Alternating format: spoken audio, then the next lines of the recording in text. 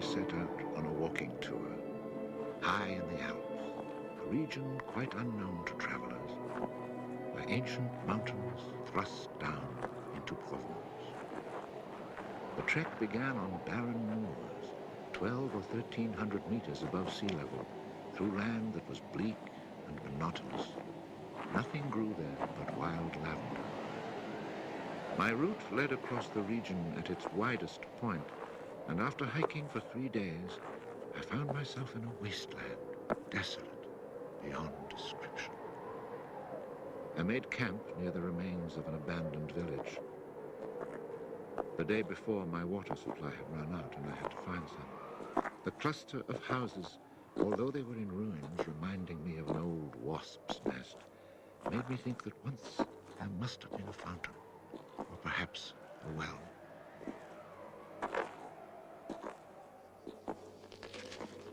There was indeed a fountain, but it was dry.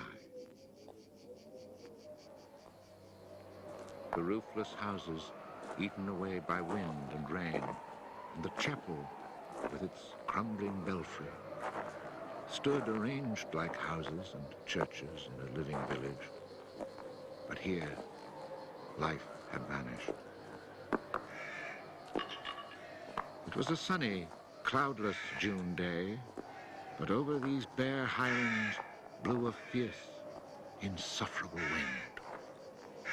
Growling through the skeletons of the houses, it sounded like a wild beast disturbed while feeding on its prey. I had to move camp.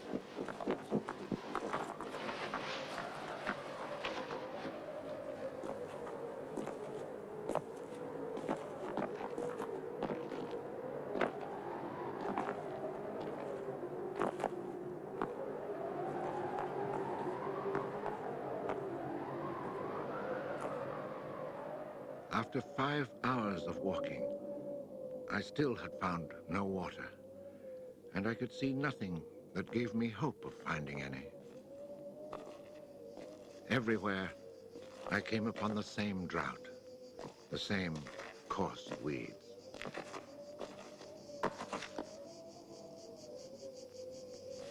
In the distance, something caught my eye.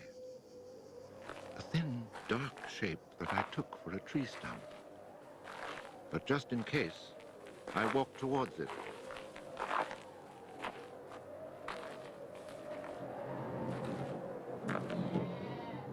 It was a shepherd, and beside him, resting on the burning ground, lay about 30 sheep.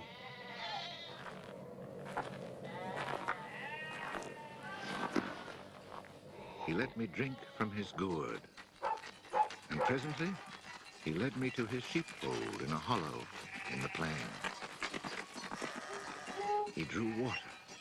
Excellent water it was, too, from a very deep, natural well over which he had rigged a simple windlass.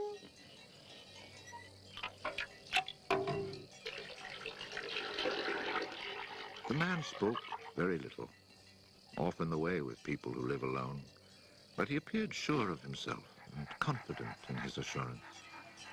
It all seemed somehow strange in this barren land. He lived not in a hut, but in a real house, a stone house, whose walls clearly showed how his own labor had repaired the ruin it had once been.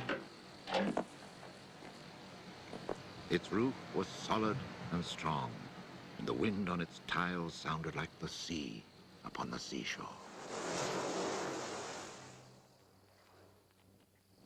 Inside, it was neat and tidy, dishes washed, floor swept, shotgun oiled. His soup simmered over the fire. And I noticed that he was freshly shaved, that all his buttons were firmly sewed on, and that his clothes were darned with that meticulous care which makes the mend invisible. He shared his soup with me.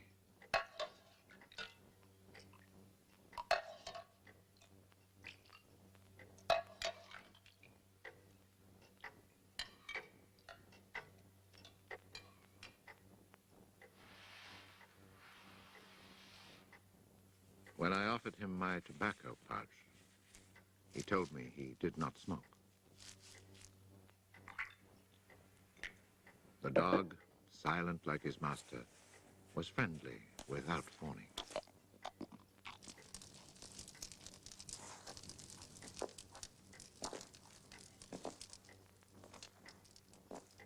It had been agreed that I would spend the night.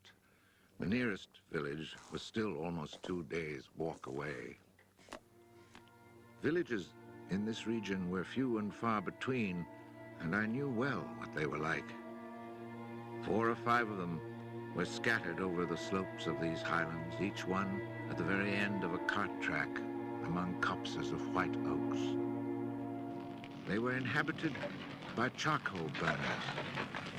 The living was poor, and families huddled together in a climate very harsh both in summer and winter found their struggle for survival made more bitter by their isolation. There was no relief. Their constant longing to escape became a crazy ambition. Endlessly the men carted their charcoal to town, then returned home. Even the most stable characters crack under the constant grind. The women seethed with resentment. There was rivalry in everything. The sale of charcoal and the church pew. They were rivals in virtue and rivals in vice.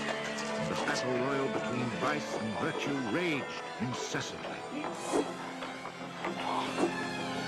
And always there was the wind. The ever-present wind constantly grating on the nerves. There were epidemics of suicide and many cases of madness, nearly always ending in murder.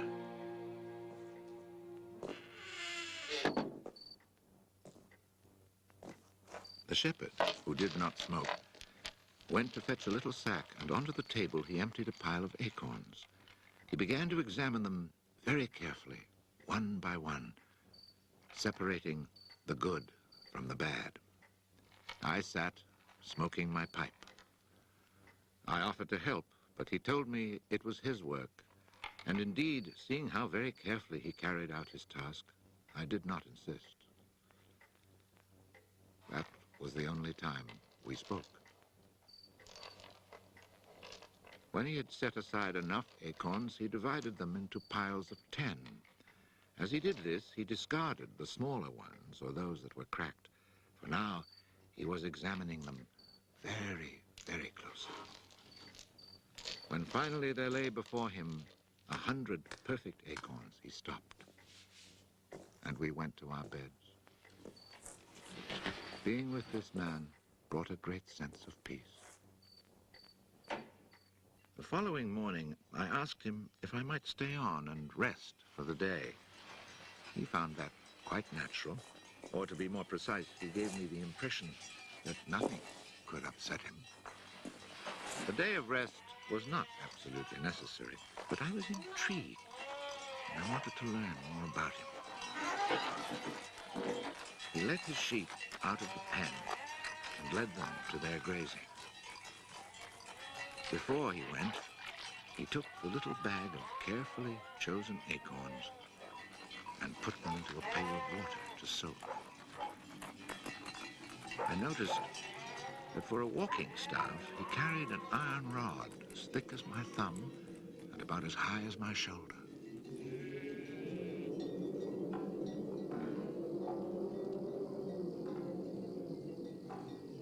Pretending to take a leisurely stroll, I followed him at a distance, but keeping on a parallel path with him.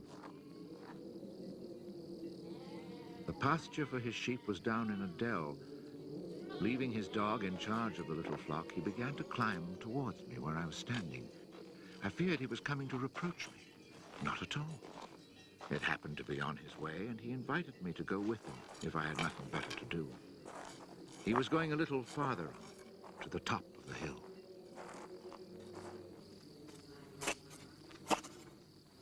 When we reached his destination, he began to drive his iron staff into the ground. He made a hole, dropped in an acorn, and filled in the hole.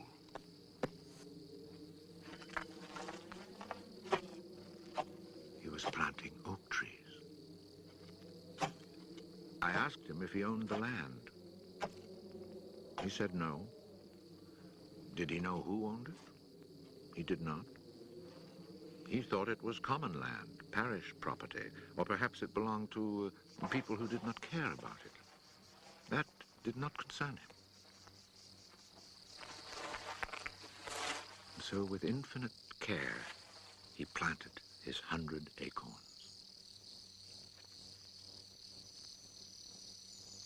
After the midday meal, he began to sort out more of his acorns. I suppose I must have been quite insistent with my questions, because he answered me. For 3 years, he had been planting trees in that desolate country.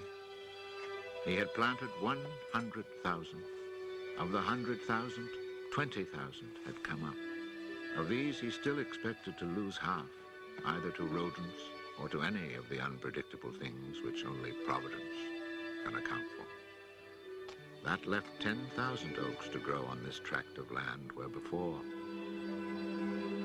there was nothing. It was then that I wondered about the man's age. He was clearly more than 50. 55, he told me.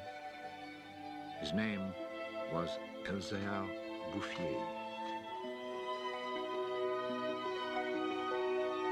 He had owned a farm down in the lowlands.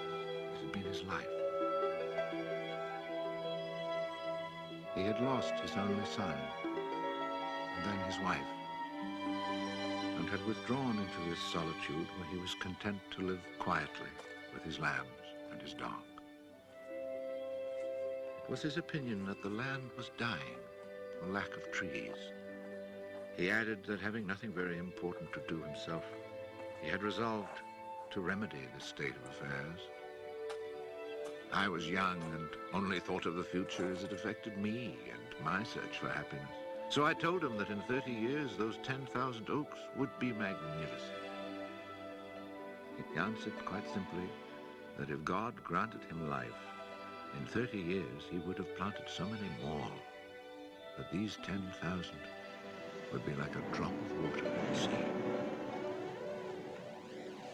Already he was studying the growth of beech trees and had a nursery full of seedlings grown from beech nuts. They're quite beautiful. He was also thinking of birches for the dales, where he told me there was moisture just below the surface of the soil. The next day, we parted. The following year came the First World War, in which I was engaged for 5 years. An infantryman was hardly likely to have trees on his mind.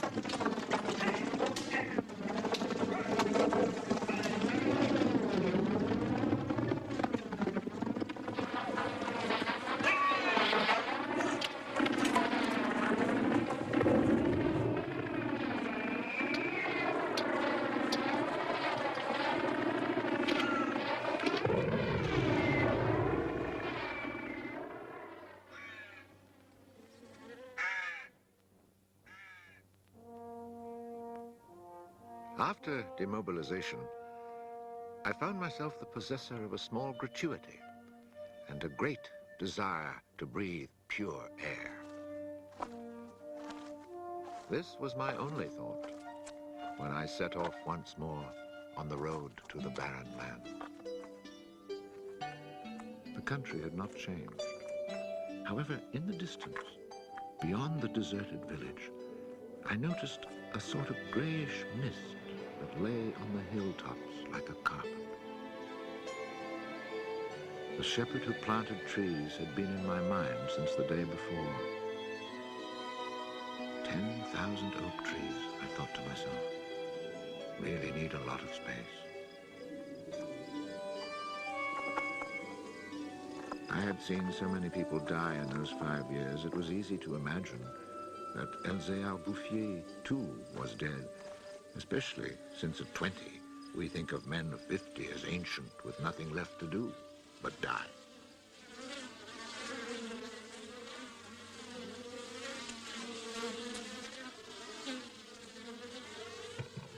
He was not dead. He had changed his occupation. He had only 4 sheep left, but now he had over 100 hives of bees. He had given up sheep because they threatened his young trees. The war had not disturbed him, and he had calmly continued his planting. The oaks of 1910 were now 10 years old and taller than either of us. It was such an impressive sight, I was struck dumb. And as he never said a word, we spent the whole day in silence, walking through his forest. It was in 3 sections and measured 11 kilometers long and 3 kilometers at its widest. When I reminded myself that all this was the work of the hand and soul of one man with no mechanical help, it seemed to me that men could be as effective as God in tasks other than destruction. He had followed his dream, and beech trees as high as my shoulder, stretching as far as the eye could see, were witness to it. The oaks were strong and past being at the mercy of rodents.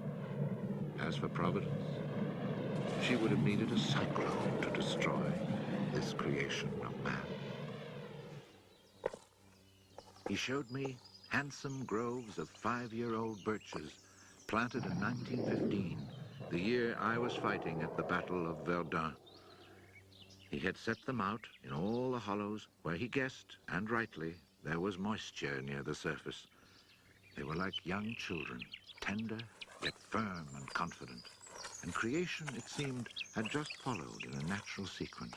He hadn't worried about it. Resolutely, he had gone about his simple task. On the way down through the village, I saw streams flowing with water, which in living memory had always been dry. This was truly the most impressive effect of creation's natural cycle that I'd ever seen. Long ago, these brooks had been full of water.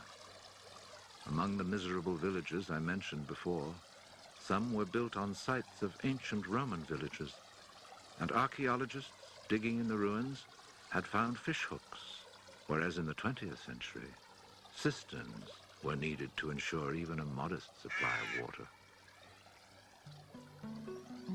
The wind had scattered seeds too, and as the water reappeared, so did willow trees, reeds, meadows, gardens, flowers, and a reason for living. But the change had come about so gradually that it was simply taken for granted.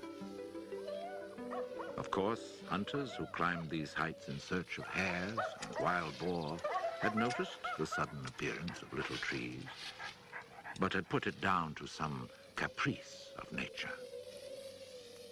That is why no one had meddled with the work of the shepherd. If they had suspected it was man's work, they would have interfered.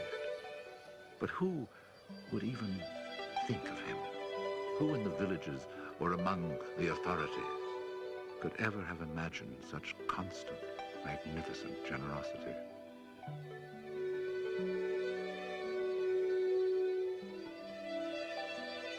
Each year from 1920 on, I paid a visit to Elzéar Bouffier.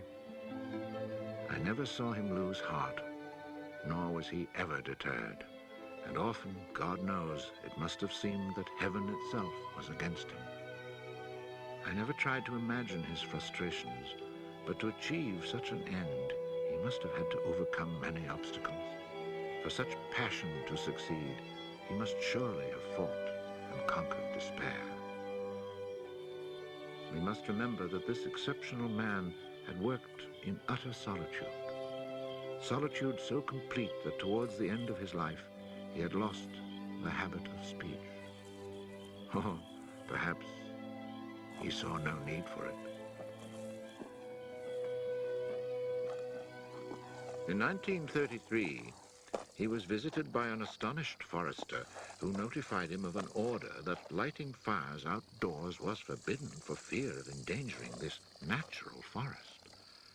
It was the first time, the forester told him naively, that he had ever seen a forest grow of its own accord. In 1935, a whole delegation from the authorities arrived to look at the natural forest. There was a high-ranking official from the forestry department, an elected member of parliament, technical experts. And there was a great deal of talk. It was decided something must be done. Fortunately, nobody did anything except for the one good thing. The forest was placed under government protection and charcoal burning was prohibited. For it was really quite impossible not to be enchanted by the beauty of these young, healthy trees. And they had even managed to cast their spell over the Member of Parliament.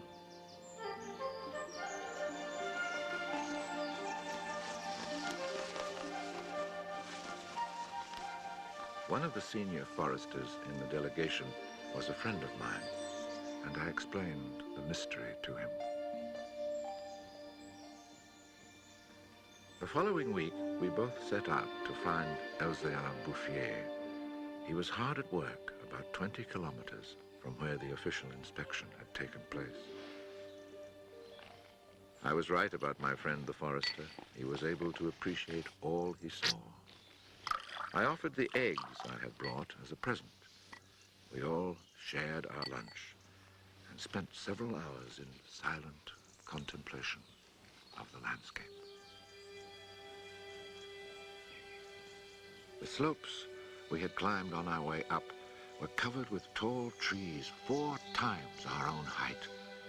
I remembered how it had looked in 1913, desolate, but quiet, regular work, brisk mountain air, the simple life, and above all, peace of mind, had endowed this old man with almost awe-inspiring health. He was one of God's athletes. I wondered how many more hectares he would cover with trees. Before we took our leave, my friend made one small suggestion about the kinds of tree which seemed to suit the soil here. He did not press the point, for the simple reason, he told me afterwards, that this man knows more about it than I do. The idea must have been turning over in his mind, for after we had walked for an hour, he added, he knows more about it than anyone else in the world. He's found a perfect way to be happy. Thanks to this forester, not only the forest, but the happiness of Jean Giono were protected. The only serious danger to his work occurred during the Second World War. Cars being powered by wood-burning generators. There was never enough wood. So cutting was begun among the oaks of 1910, but they were so far from transportation routes that the whole enterprise proved financially unsound. It was abandoned.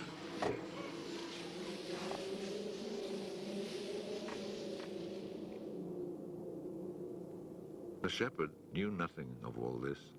He was 30 kilometers away, quietly going about his business, ignoring the War of '39 just as he had ignored it in 1914. I saw Jean Giono for the last time in June 1945. He was then 87. Again I had set out on the road to those barren moors. But now, in spite of the dislocation left behind by the war, there was a bus which ran from the Durance Valley up into the mountains. I decided it must be because of this relatively speedy means of transport that I could not recognize the places where my walks used to lead me. It took the name of a village to reassure me that I really was in that region that had once been desolate and abandoned.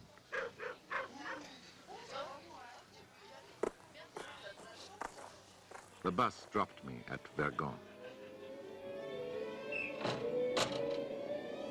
In 1913, this hamlet of no more than a dozen houses had 3 inhabitants, wild creatures who hated each other, who set snares to make a living. They were people without hope. Now everything was different, even the air itself. Instead of the harsh, dry winds of the past, there was a gentle breeze full of fragrance. From the mountain tops came a sound like rushing water. It was the wind rustling through the forest. And then, even more astonishing, I heard another sound of water. I saw that they had built a fountain that was splashing merrily. And beside it, what I found most touching, someone had planted a linden tree, a perfect symbol of rebirth.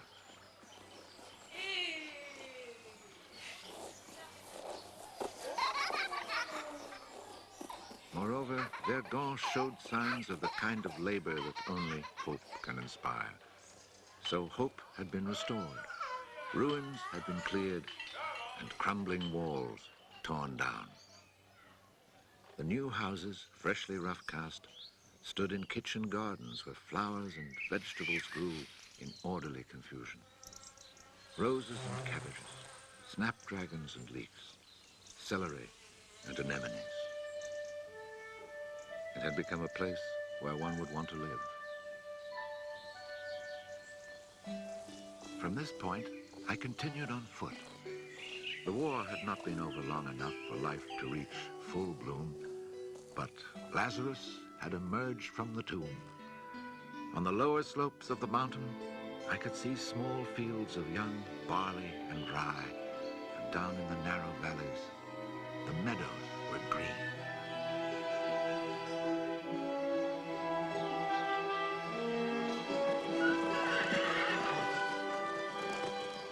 It has taken only 8 years since then for the whole countryside to glow with health and prosperity. Where I had seen ruins in 1913, there now stand clean, freshly plastered farmhouses, evidence of happy, comfortable lives. Dry springs fed by snows and rains, now conserved by the forest, have begun to flow again. In the maple groves, each farm has its fountain brimming over onto carpets of fresh mint. Bit by bit, the villages have been rebuilt. People have come to settle from down in the plains where land is expensive. They have brought youth, life, and the spirit of adventure. On the roads, one meets people glowing with health, and boys and girls laughing as they enjoy their rustic pleasures.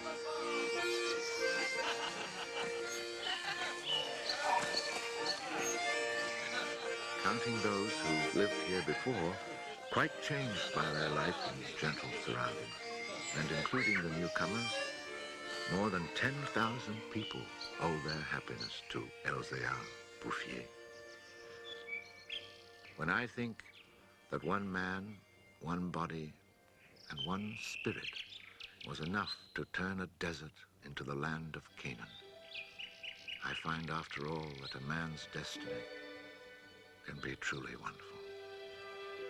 But when I consider the passionate determination, the unfailing generosity of spirit it took to achieve this end, I'm filled with admiration for this old, unlearned peasant who was able to complete a task worthy of God.